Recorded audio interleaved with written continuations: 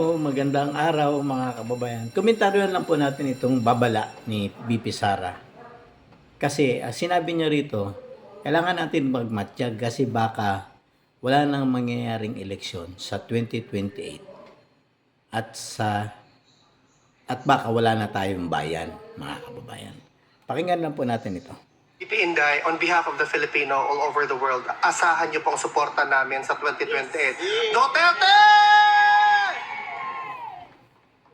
Dapat tayo maging mapagmatyan, dapat tayo makialam dahil sinabi ko na noon, 'di ba? We do not know if we still have a country by 2028.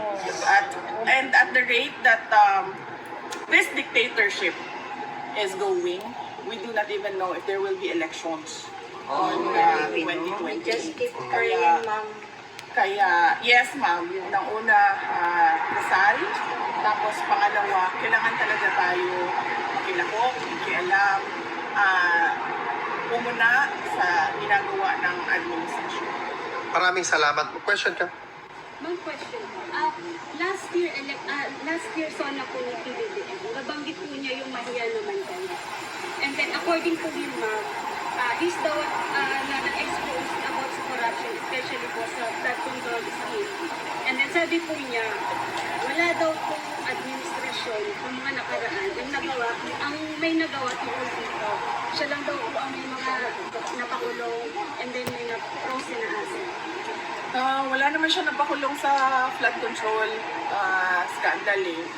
At saka, yung sinabi niya na mahiya naman kayo, it was a PR stunt na sinali nila yung linya na yon sa speech niya na nag-backfire. Dahil ang katotohanan naman kasi talaga, ghost projects yung flood control kung hindi man substandard, unfinished or substandard projects. No? Yan mga kababayan. Kasi nga po, tinanong siya doon sa Dahig. Nasa Netherlands po kasi ngayon si BP Sara. So pagkagaling niya ng London, dumiretso siya ng Netherlands at bumisita sa kay PRRD. Ngayon, nung tinanong siya, isang babala po ito para sa mga taong bayan na baka wala na tayong bayan o baka hindi na mangyari ang eleksyon sa 2028. Kaya kailangan natin magmatiyag, magdasal, at kailangan natin obserbahan ang galawan ng ating pamahalaan ngayon, mga kababayan.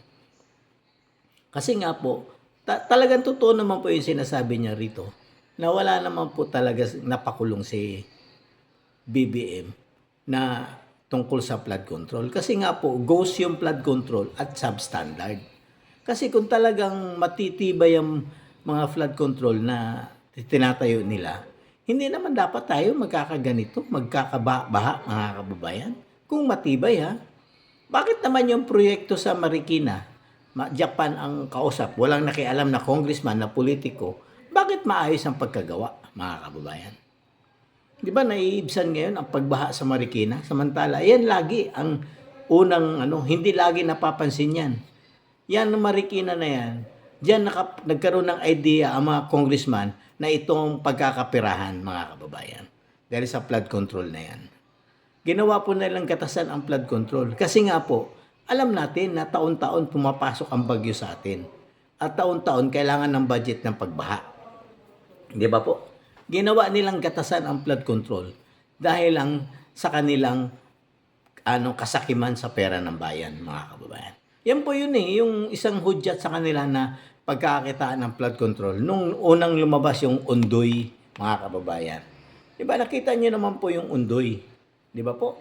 Yung Undoy ay talagang lubog na lubog ang buong Marikina noon. Ngayon, nagkaroon sila ng idea na ito pala ang magandang pagkakapirahan. So, unang ginawa, maganda, may ginawa pang matitino na flood control. Then, pagdating ng mga araw, total, naisip na naman nila na taon-taon tayong binabaha. So, gawin na lang natin substandard or ghost project na lang. Kasi, sasabihin natin na wash out na naman ang flood control scandal, ang flood control natin na ginawa. Yan po ang kanilang naisip na matatalino nating mga congressman, mga politikong matatakaw sa pera ng bayan. Yan po ang kanilang unang-unang naisip, mga kababayan. Kaya nga po, bantayan po natin sa darating na 2028 kung may eleksyon ba O may bayan pa ba tayong tatapakan o binenta na tayo sa ibang bansa, mga kababayan? Yan po ang nakakalungkot na katotohanan. Sana po, magdasal tayo sa Panginoon na hindi marating natin yung mga bagay na hindi naman dapat marating natin, mga kababayan. Pero lang po natin itong naging SONA ni BBM, mga kababayan. Tingnan po natin kung ano ang naging mga komentaryo ng mga political analyst at saka mga political operator, mga kababayan. Pakinggan lang po natin ito. Sa iyo, hindi ako pangulo ng aking pamilya. Masakit man sa akin ito, pero kailangan nating gawin ang tama. Anong take mo dyan, Atty.? Actually, naniniwala ako doon sa sinabi niya. Hindi talaga siya pangulo ng kanyang pamilya. Hindi siya leader ng kanyang pamilya. Hindi siya ang padre ng pamilya. Ilang taon na? Since 2022, 23, 24, 25. Ngayon, 26 na. 5 taon na. Pinakita niya, pinabayaan niya yung buong pamilya niya na babuyin ng ating pamahalaan. Na babuyin ng ating lipunan. Pinsan niya, Speaker of the House, ano pinagagawa? Maglulukuan pa ba tayo na wala silang kinalaman doon? Saldico lang? Paano gagalaw si Saldico? Saldico was a nobody. Sino naglagay dyan para maging Appropriations Committee Chair? At sasabihin nila walang kinalaman ng kanyang pinsan? At palagay mo gagalaw yung pinsan na yun? Kaya naging speaker yan kasi pinsan siya ng presidente. Tapos ano pa? Palagay ko hindi naman sikreto na kung pagtatabihin mo yung mag-asawa, si Marcos at ang kanyang asawang si Lisa, alam naman na natin kung sinong nakapantalon dyan. Mukhang iba nagpapatakbo. At kahit sa usapan sa loob ng gobyerno, taluhin mo na ang presidente, wag lang yung misis. Di ba, mga kababayan? Malinaw na malinaw po talaga na nakikialam po ang First Lady sa pagpapatakbo ng ating bayan, mga kababayan.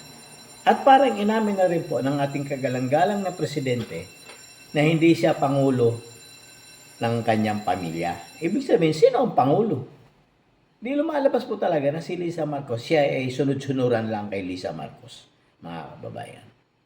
Tandaan mo, laging may mali eh. Ba't mo sasabihin, pangulo ka ng Pilipinas ay hindi naman ang pinagsisilbihan niya ang dapat at pangulo ako ng taong bayan, hindi bayan. Di ba po? Kasi yung Pilipinas, bayan yan. Yung taong bayan nasa loob ng Pilipinas.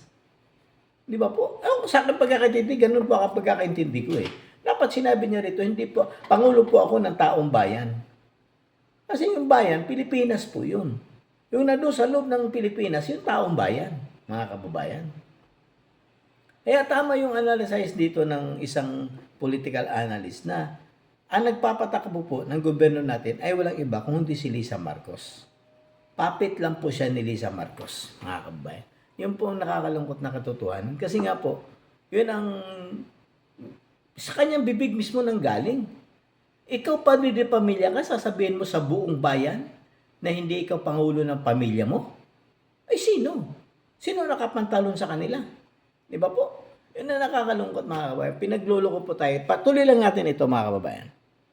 Dahil yung si Mrs. ang nakakaalam. Si Mrs. ang medyo may utak dyan.